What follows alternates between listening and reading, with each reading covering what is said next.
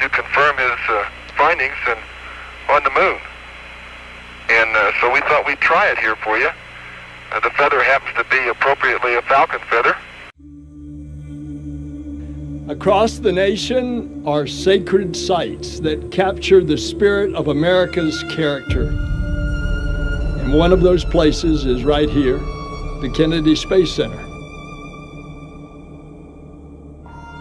Every single vehicle that has carried humans beyond the bounds of low Earth orbit has undergone integration and testing in that vehicle assembly building, crawled down this roadway and launched right here from the Kennedy Space Center. The Space Launch System, mated with the Orion spacecraft, will continue this proud tradition. As soon as we roll out of the vehicle assembly building, High Bay 3, and the world gets a chance to see this rocket, I think it is going to be shocking. On March 17th, NASA took a giant step toward returning humanity to the moon. The fully assembled Space Launch System rocket and Orion spacecraft for the Artemis 1 mission made its debut outside the massive vehicle assembly building.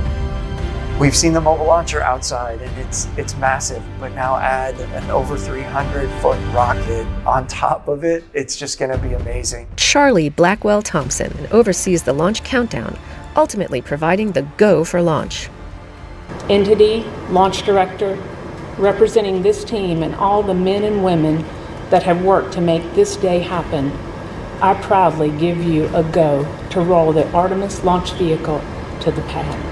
Ladies and gentlemen, the world's most powerful rocket right here. Once outside, the rocket began its nearly 4-mile journey to the pad, riding atop a 6.6 million pound crawler transporter, which was originally constructed to transport the Apollo moon rocket. In 1 year, we have completely stacked the vehicle. We've completed most of our testing, all very successful, and we are so close to launch, and the excitement is just crazy. Now NASA's new moon rocket is making the same journey the Saturn V took 50 years ago.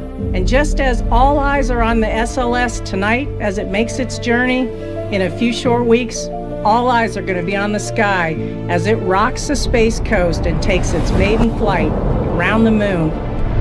It is amazing to see the culmination of all of this work of many years from many industries and many people that have come and go, to have a chance to then now see their work going over to the pad and then launching to go to the moon. The rocket is rolling to historic Launch Complex 39B. It's launch pad used for both Apollo and shuttle launches, sending hundreds of astronauts to space throughout the decades, and now on tap to send hundreds more as we return to the moon and venture beyond to Mars. But for this mission, there will be no astronauts on board. Before the uncrewed Artemis 1 stack can launch to our nearest celestial body, it has to travel to the pad for a wet dress rehearsal, a test to run the rocket, capsule, launch team, and launch pad through their paces, simulating a launch countdown. When we get to the pad team will be connecting all the interfaces between the pad and the mobile launcher so that we can go ahead and start our operations at the pad. So at that point, the launch director really takes over, and she will go down the sequence as if it was really a normal launch day. Wet dress rehearsal is essentially launch without a launch.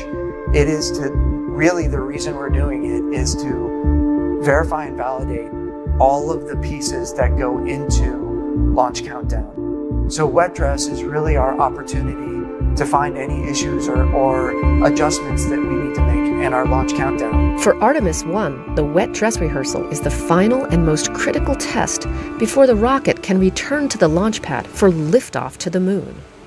During the countdown, over 730,000 gallons of supercooled liquid propellants will be loaded into the rocket as part of the nearly 2-day launch countdown. We will configure all of the ground systems exactly the way we would for launch, and we will fully load the core stage and the interim cryopropulsion stage with their liquid fuels.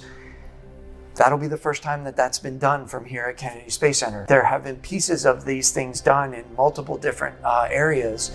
We've tested all of these systems in multiple different locations, but this will be the first time where we pull it all together into all of it, all in the same progression that we've got laid out for Launch Countdown. Wet dress is the biggest milestone we have aside from launch, because that means that the rocket is now put together, has been tested separately and together, and it is ready to go and be filled with fuel to simulate how we're going to do it at the pad, and then it tells us the rocket is ready to go for launch.